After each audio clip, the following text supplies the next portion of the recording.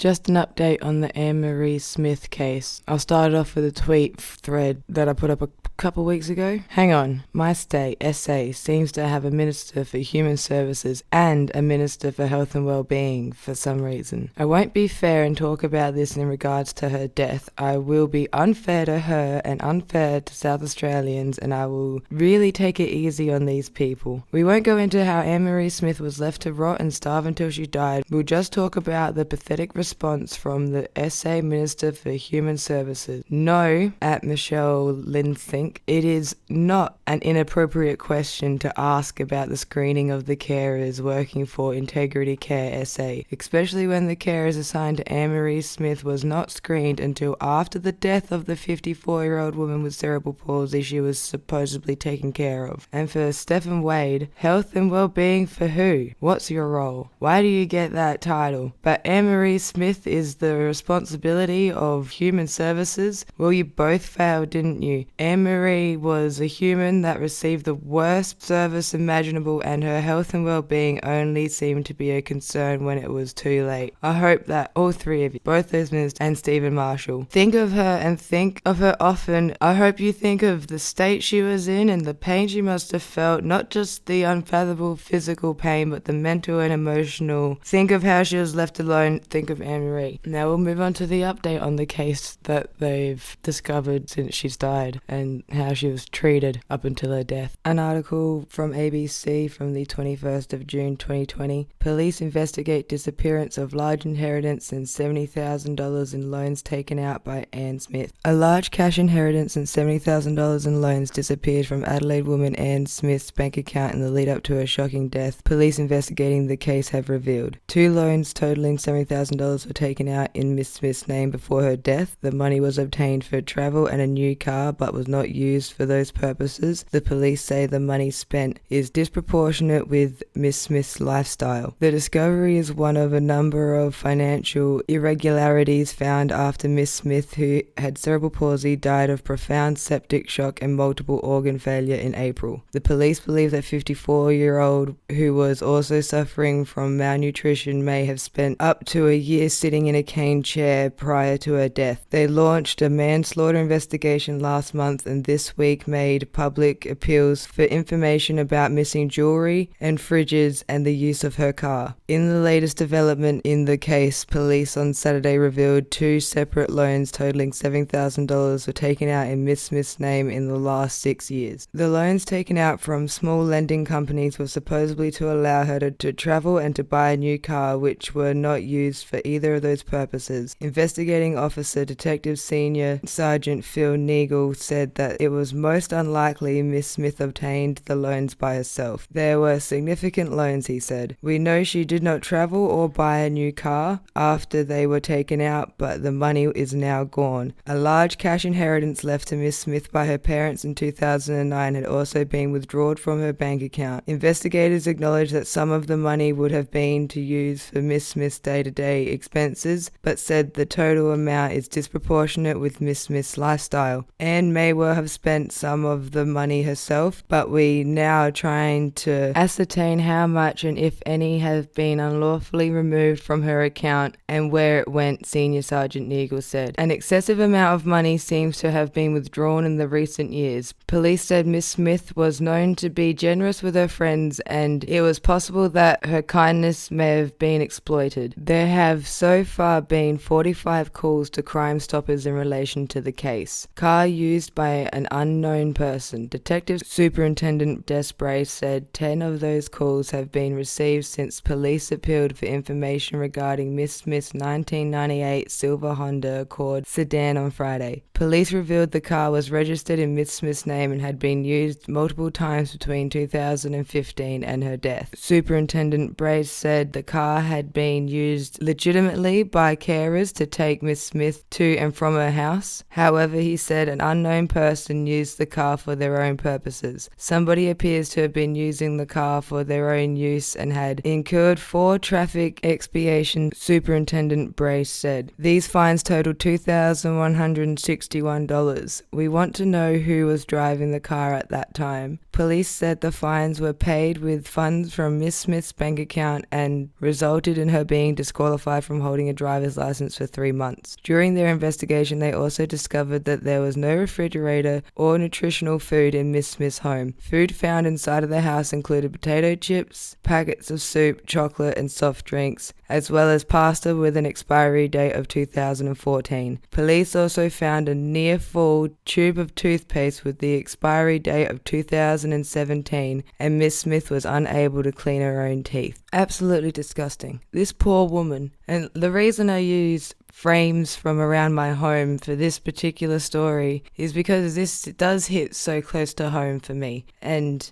I'll be keeping you updated.